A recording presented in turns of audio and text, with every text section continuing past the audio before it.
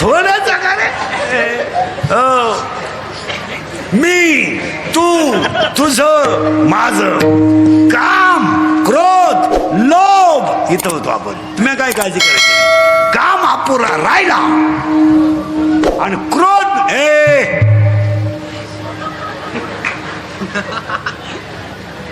काय करू राहील हळूच दिशीन गेम करून खालून. आता करंट लागेल बरं का ऐकणाऱ्यांना.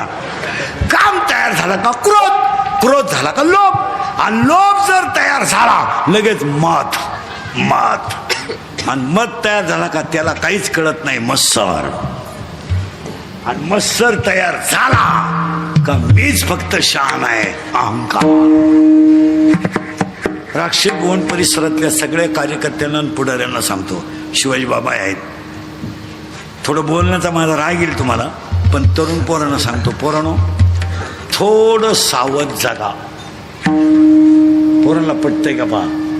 पोरांना भाई केस कमी आहेत माझ्या अंगाशी, एवढी गावं पाहिली मी, पण तुमच्या पाया पडतो पोरांनो, ह्या दंगली बिंगलीत तुम्ही पडू नका. तुमचं याच्यावर काय मत आहे मला सांगा. पोरांनो लोकांच्या पेनात कॅमेरे आणि काम इतकं कडक झालंय, तुम्ही जर कॅमेऱ्यामध्ये जरी दिसले तर 10 वर्ष शिक्षा आहे. आज एकुलता एक बापाचं पोरग जर 10 वर्ष आत गेलं तर ते घर संपलं. इंद्रिकडच्या लोकांना राग येतोय पण त्याला पर्याय नाही. आज लोकांच्या पेनात कॅमेरे आहे. महाराज आम्हाला नुसते बाहेरच्या राज्यात जायचं कीर्तनाला तर 8 महिने कागदपत्र करायला गेली महाराज. मायाभोवती लफडेला येत नाही, खरं बोलले लय लफडे मायाभोवती. रोज नवय उठलो का सुरू, कुठून तरी चेटीतून मोबाईल काढायचा, भावना दुखावल्या, बाईला बोलले आणि गाड्याला बोलले आणि पोरांना बोलले.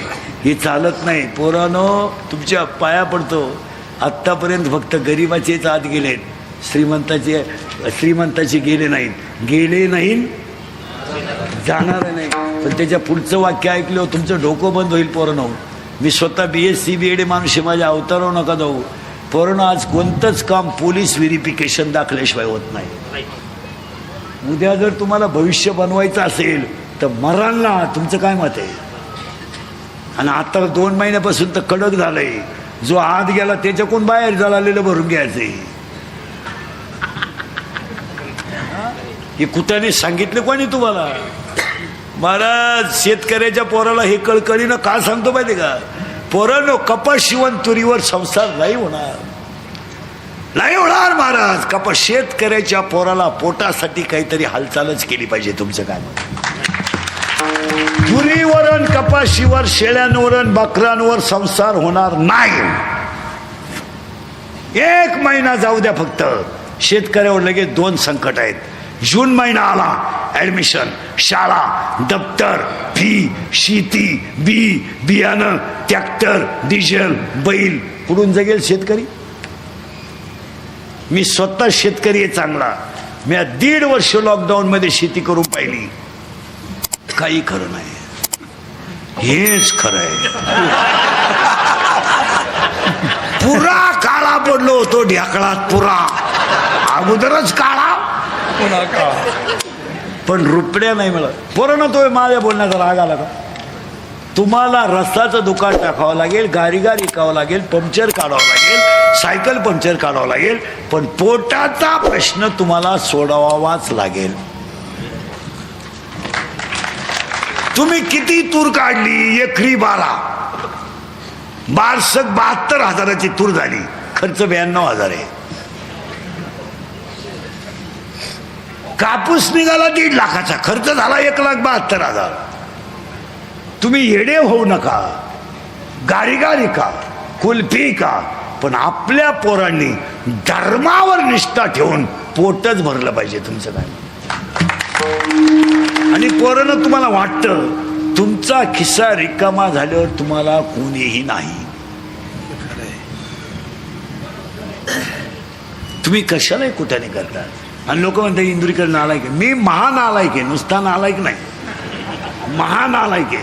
पण आपल्या पोरांना आम्ही बोललंच पाहिजे. तुमचं काय. काही नाही त्याच्यात, काही नाही. कितीही कमावलं तर कपाळाला रुपयाची. हा, म्हणून तर आपल्याकडे माणूस मेल्यावर मागून असं करतात पा, वारा घालतात प्रेताला. गंज उद्योग केले निघा, गंज गावाची वाट लावली, मोकळ्या मनाने निघा. तो मेलेला म्हणतो कस काय जाऊ, कस काय जाऊ. तो मडक्यावाला म्हणतो माय मागे येईन, कस काय जातो, मी नाही का पुढं. तो म्हणतो तू दिसला पाहिजे ना, म्हणला मडक्यात धूर का आला गेलाय, धुराधुराने ये, पण इकडे तिकडे जाऊ नको. मग तो म्हणला भूक लागली, मग भात बांधून आणला, भूक लागली मग म्हणजे काय. म्हणलं खाऊ कुठं, आम्ही थांबवतो तिथं खायन पुढंच आहे. म्हणून प्रेताला सगळ्याजवळ दगड का म्हणतो ते, मग त्याच्या इकडं येणं यायचं नाही. काय जगाचं भरोसा आहे, क्षणभंगुरी नाही, परत काही गॅरंटी नाही महाराज, काही नाही. फायनल तिसरा मुद्दा, वाद संवाद विसंवाद. आजच्या कीर्तनाला घेतलेला का संवाद आहे, चिंता बिंता काही करायची नाही. दुसरा मुद्दा संपला. तिसरा मुद्दा आज गायकवाद कोणी जन्मंडपवाले माग सिस्टीमवाले कीर्तनाला बसलेले महिला पुरुष बचत गटाच्या बाया, महिला आघाडीच्या बाया, कॉलेजच्या पोरी, दारुडे बिरुडे बेवडे बिवडे, जुगारे बिगारे, पुढारी बडारी. उद्या कोणी म्हणाय नको आपलं नाव नाही घेतलं. मी कीर्तनाला गेलो ना नाव नाही घेतलं. गायकवाद कोणी जन्मंडपवाले माग सिस्टीमवाले बचत गटाच्या बायाला, महिला आघाडीच्या बाया, कॉलेजच्या पोरी, बापाला धोका देणारे पोरी, दारुडे बिरुडे बेवडे बिवडे, जुगारे बिगारे. सगळ्या मंडळीला धन्यवाद.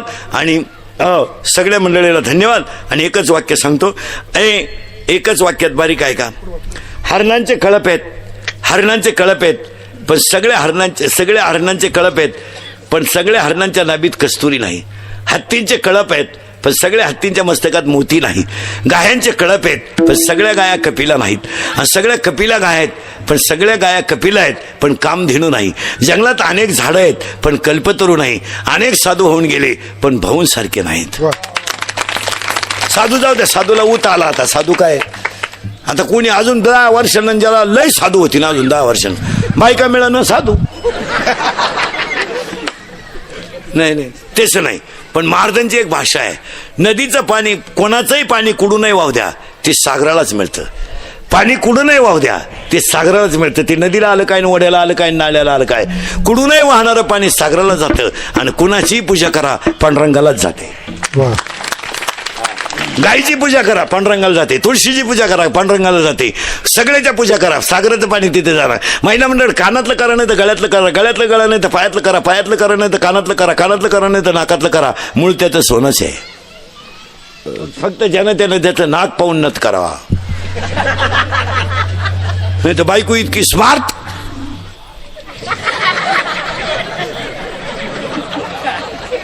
बस क्या नाकाची, त्यानं नथ केली, 7वा आयोग आला.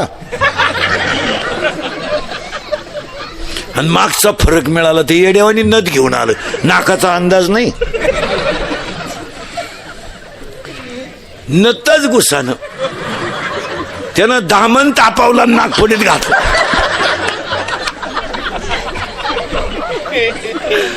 नाही, ज्याने त्याने ज्याच्या आईसे भिन्न भिन्न प्रारब्धाने केले वाटे. महाराजांची भाषा आहे, ज्याचं त्याचं प्रारब्ध आहे. तिथं काही पोरींनी बापाच्या घरी इतक्या मजा आणल्या महाराज, का जेवलेलं ताट धुवायचंच नाही, असं लुटून द्यायचं. असा नवरा मिळाला, भांडी घासायला जायला लागली दुसऱ्याची. आणि काही पोरींनी बापाच्या घरी इतकी गरिबी काढली, शाळेत जर कधी नोटीस आली सहल जाणार आहे तर त्या मुलीनं खाली मान घालायची. का, माझी आई मला सहलीला पैसे देऊ शकत नाही. तिला असा नवरा मिळाला महाराज, कमराला कपाटाच्या चाव्या आल्या. प्रारब्ध आहे त्याचं. असं बरळायचं नाही, माझंच वाईट का झालं, माझंच वाईट का झालं. काही लोक शिपाई म्हणून कामाला लागले, पण अभ्यास करून क्लास 1 झाले. काही पैसे भरून क्लास 1 झाले, सापडले तर तांबड्यात घरी आली. गायकवाद कोणी जन्मंडपाने माई सिस्टीमने सगळ्या मंडळीला धन्यवाद. सप्त्यामध्ये कौतुक करावं ते पहिलं पंगत घालणाऱ्यांचं. कारण गरीब माणसं पंगत घालतात, श्रीमंत माणसं जवळजवळ ह्याला पड्यात पडत नाही. पंगती सहसा सामान्य माणसाची आहे का श्रीमंताची आहे? सामान्य. श्रीमंत अवलादी नाही घालीत पंगत, जळालं त्यांचं. आजही तुम्ही गरीबाच्या घरात जा, 15 माणसाचा स्वयंपाक 15 मिनिटात, पिठलं भाकर पण दणकून. हे श्रीमंत हलकट माणसं मोजिते. 5 सांगितले, 6वा वाढला, संपल्या चपात्या. आणि त्याची बायको म्हणते निवांत जेवा, ताटल्या खाता का निवांत जेवा. बावळट नाही. शेतकऱ्याच्या बाईला चहा ठेवाय सांगा बरं, तांब्यावर पाणी डायरेक्ट पातेल्यात होती ती. ही श्रीमंताची बाई तशी नाही, लय दरिद्री. अगं पाच तीच का आला काय तुझ्या चहा वाचून काय कोणतं चाललंय, कप मोजी ती ही आडपाट.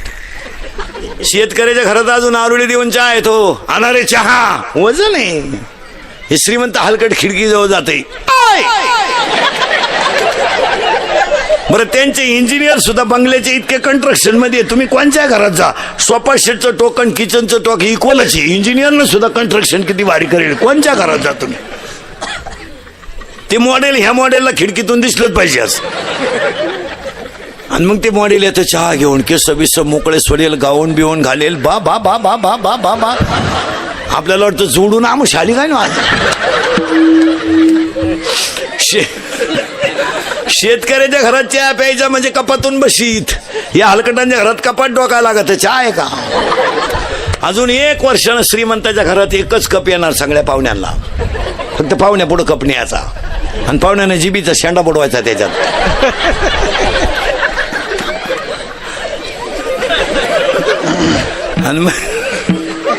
आणि मग त्या बाईनं म्हणायचं बाबाचा प्रसाद घे, आग लावतो. अन्नदान गरिबाने झाला. आणि पाया पडून सांगतो, शरीर शुद्ध होतं स्नानानं, मन शुद्ध होतं नामानं, चित्त शुद्ध होतं ध्यानाने, आणि धन शुद्ध होतं दानाने. दान करीता महिला मंडळ भिकाऱ्याला ताजी भाकर द्यायचा, अर्धीच द्या पण ताजी द्यायचा, त्याचे दात पडतील असे देऊ नका. विनोद नाही महाराज, देव त्याच्यात आहे. कोणत्या रूपाने देव येईल सांगता येत नाही. नाथाने काशीचं पाणी गाडवलं पाहिजे म्हणते का, बावळात बिवळाट होती का. आणि आमची महाराज मंडळी म्हणते गाढव दिसलं त्यांना. अहो गाढवात ब्रह्म दिसलं, गाढवात तुला गाढव दिसलं ती. हा एक परत निडाय, पंगत घालणारचं कौतुक करावं पहिलं. दुसरं पंक्तीला येणारचं कौतुक करावं. पंगत कोणी घालीन, जेव्हा माणसं नको का. आता आज तुमची पंगत न शिवान का म्हणून ठरली, रविवार आला. नाही तर पोरं सोरं जवळजवळ शाळेत गेलेच असते. पंगत घालणारचं कौतुक करावं 1, पंक्तीला येणारचं कौतुक करावं 2, आणि सगळ्यात जास्त कौतुक करावं पंगत वाढणाऱ्यांचं. हा, कारण हे जे कार्यक्रम होतात हे सगळे तरुणांमुळेच होतात. मला 2-2 हजार 3-3 हजार लोकांना पोरं पंगत वाढतात. कमिट्या फिमिट्या काही करीत नाहीत. कमिटी केव्हा बादल्या उचली ती कमिटी, फक्त माईकवर लाल करणार. आणि पाया पडून सांगतो, तरुण मंडळी कोण कामं करून जगत जा, ती एक शक्ती आहे. जर एकत्र आली तर क्रांती आहे. आणि आपली काय झालं, ही जुनी जी मंडळी नवाटांना जमूनच देत नाही. पोरानं टाळ घेतला का म्हातारडं उठलं, ते बोर म्हणलं बोंबलू नको, टाळ तू बाई वाड्या पुढं तुझ्या नाद लागत. मी बाईच्या नादी लागन पण तुझ्या नाद लागायचा नाही. आणि कधी ध्यानात ठेवायचं महाराज, कोणतंही सामुदायिक कार्य करायचं असेल ना तर तुम्ही तरुणांना जवळ करीत जा, त्यात प्रॉफिट आहे. काय म्हणणं तुमचं. तुम्ही मिटिंग करायची ना सप्त्याची, 4-5 तरुण पोरांना बोलवा. जाऊ दे, त्यांना काय सगळ्यांना अकली नाहीत असं नाही, पण त्यांचा निर्णय सुद्धा कधी कधी फायद्याचा आहे. आपण ही जुनी मंडळी म्हणजे दिंड्यान फिंड्या वाढल्या कशामुळे, हे दिंडे फिंडे असे याच्यामुळेच वाटोळं झालंय दिंड्यांचं. दिंडीत एखाद्याला नुसतं म्हणलं ना टाळ नीट वाजव, मला म्हणलं तू, दिंडी गेली उडत दुसरी दिंडी. हे दिंड्या अजून दिंड्यावाल्यांना सुद्धा इतके वाईट दिवस येणार आहे 2-4 वर्षात, एकट्याला झेंडा घेऊन जावा लागेल. महाराज एकात्मतेसारखी ताकदच नाही, आणि ती करले पाहिजे. पोरं आता हे जे पोरं नाही करतात महाराज, आपण काय केलं महाराज, आता ही पोरं पसैदान करतील, ही पोरं आरत्या करतील, पण त्यांच्या आईबापांना यांच्याकडून आरती म्हणून घ्यायला वेळ पाहिजे ना. बाप येतो पार्सल घेऊन,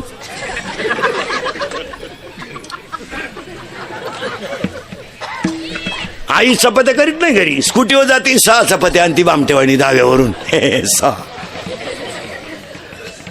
नाही ह्यांना पसायदान शिकवलं. आणि 99% पिढी बरबाद करायचं काम आई बापांनीच केलं. काय मत आहे तुमचं. पोरं काय करत म्हणा, आता हे 10वीला काढते, 16 वर्षाचं शिंगरू आहे, त्याला 70ची पल्सर द्यायची काय करते, ते शिकल नाही तर उलथल तिकडं. पण त्याला पल्सर 70ची, 10चा मोबाईल, 2-2.5 हजाराचा बूट, वरून 100 रुपये बाप देणार पेट्रोलला, ही देणार 100, ही त्यालाही खोडीची. ही उलटी पोराला म्हणती त्याचं ऐकू नको आहे बाई, 100 राहू दे, तो पहिल्यापासून तसाच आहे. त्याला मी 9वी पासून पाहते.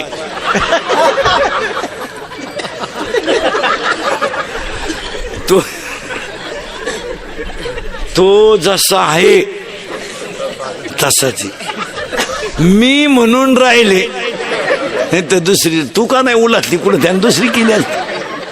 मग पोरं बिघडले नाही महाराज, पोरांना वातावरण निर्माण करून दिलं. काय मत आहे? आता हे सगळे बसलेले माणसं, आता हे शेड बीट सगळे आपण शिकलेली माणसं आहे.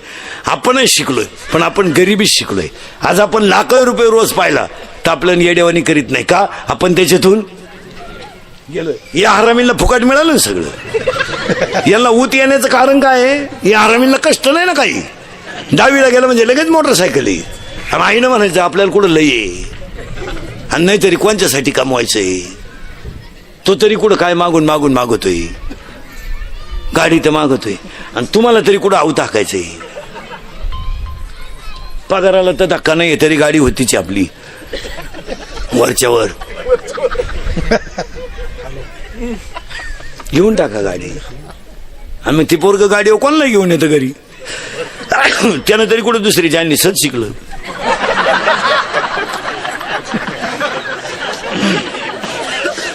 नाही, याला कंट्रोल केलं पाहिजे. महाराज आपण लहान असताना, आता आपण सगळे शिकलो. आपण लहान असताना जर मराठी शाळा सुटली, आपण सगळे कुठे शिकलो? मराठी शाळेत. शाळा जर सुटली ना, अख्ख्या गावाला कळायचं शाळा सुटली, एवढी आरडायची कार्टी. आणि त्याच्यात जर गुरुजी म्हणणार ना 2-3 दिवस सुट्टी आहे, बॉम्बालच अख्ख्या गल्लीत आवाज. बरं आपण गल्लीनं पळायचं म्हणजे दोन्ही हात मोकळे नाही, एक चड्डीला आणि एक दप्तराला.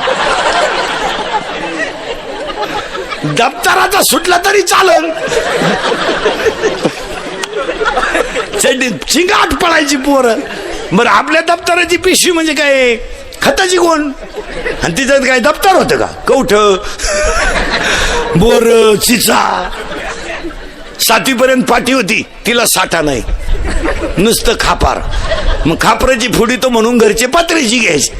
पत्र्याची पाटी अशी नमुनी होती, थुका लावल्याशिवाय उठतच नव्हती. आपण थुका लावायचंच बंद केलं, पेनशिळी खायला सुरुवात.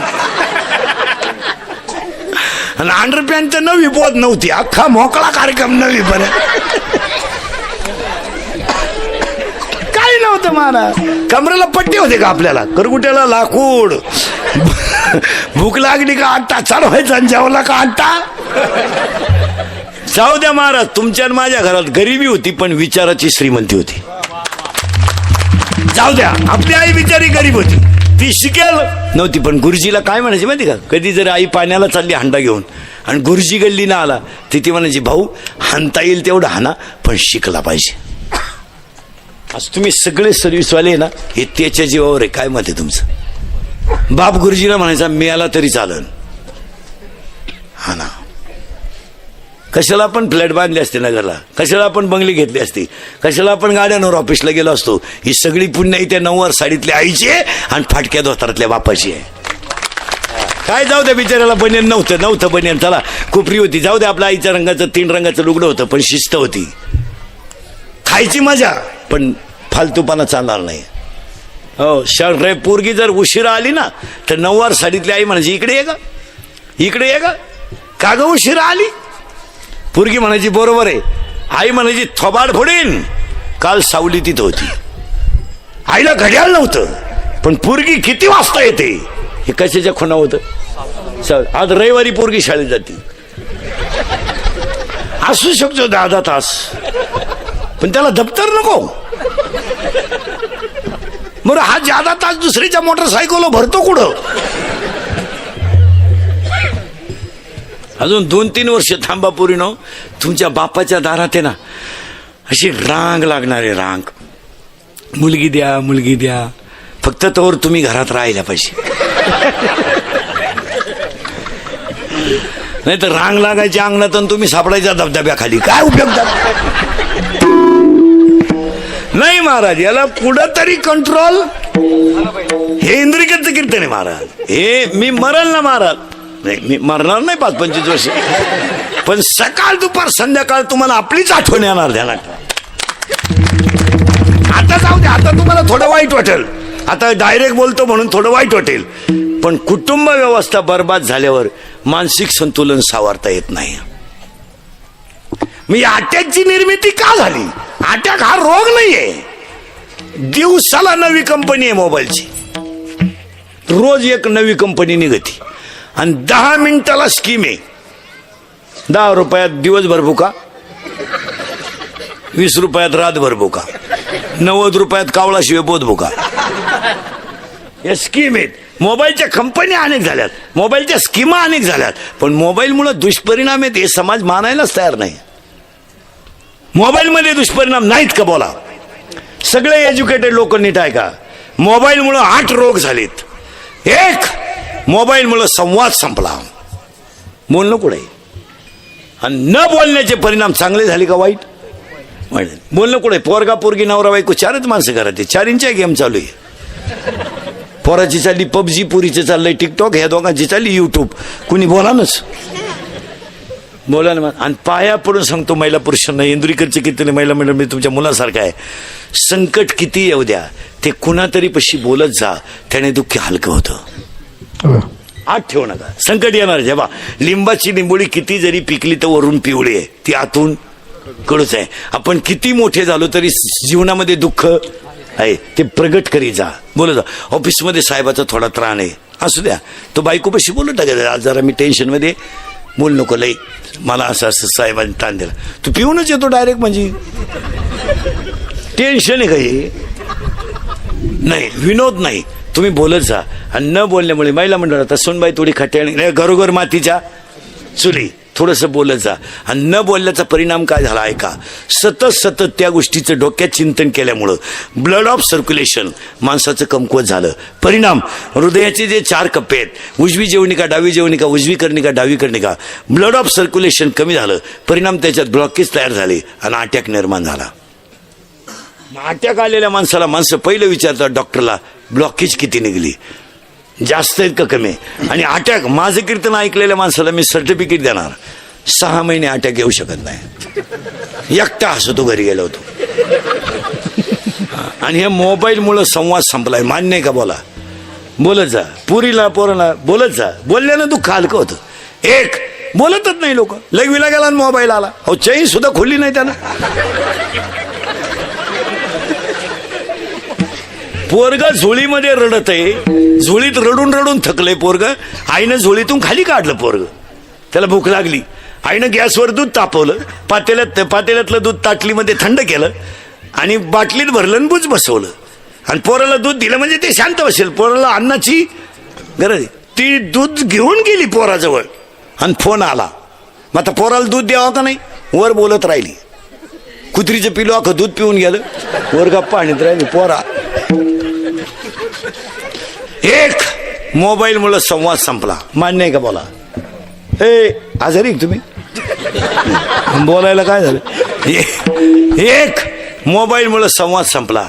2, मोबाईलमुळे माणसं एकलकोंडी झाली, एकटीच बसतात माणसं. येड्या बाबडीत, मोरीत, सिमेंटच्या नळीत, काही तर मोटरसायकलवर चांगल्या टाकून पागल झाली, पागलच झाली. एक, मोबाईलमुळे संवाद संपला. 2, मोबाईलमुळे माणसं एकलकोंडी झाली. 3, मोबाईलमुळे माणसं चिडचिडी झाली. 4, मोबाईलमुळे मेंदू हँग झाली. 5, मोबाईलमुळे डोकेदुखी झाली. 6, मोबाईलमुळे सांधेदुखी झाली. 7, मोबाईलमुळे दृष्टी गेली. आणि 8, मोबाईलमुळे झोप गेली. मोबाईल वापरणारी मंडळी झोपत नाही. त्याला जर झोपताना मोबाईल नसला, गोदडीच्या दोरे उपशीत येते.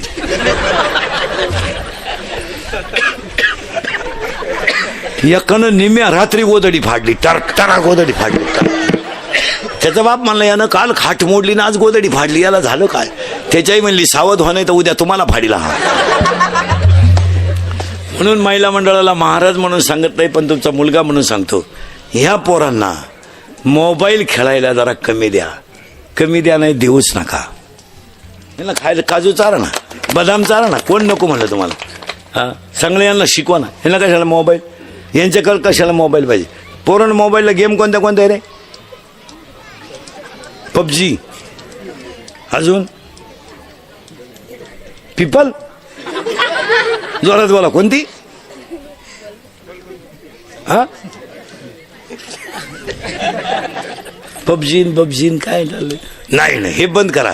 आणि ती काळाची मोबाईल काजू द्या, बदाम द्या, व्यायाम द्या. 5 वाजता यांना जरा फिरवून आणा, यांना शिकू द्या. रविवारी नवरा बायको सुट्टी असते, जरा पोरांमध्ये बसा, गप्पा हाणा. आमचं आणि तुमचं एकच झालंय. माझ्या घरात सुद्धा एक दिवस असं होणार आहे. माझा पोर आहे, माझ्या बायकोला विचारील, हा रात्री येतो सकाळी जातो, हा पाहुणा कोण आहे बुवा?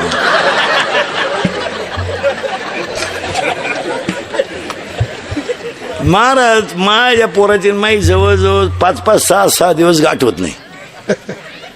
जायला वाजते 2-3, सकाळी ती 5:45 जाते शाळेत, 6लाच. कवा येते कोणाला माहिती. काय नाही महाराज, तुम्ही ना मी पागलच आहे. नाही, पण याला कुठंतरी कंट्रोल केलं पाहिजे, आणि ती काळाची गरज आहे. मग हे एक मडक आहे आणि हे एक मडक आहे कालासुरू.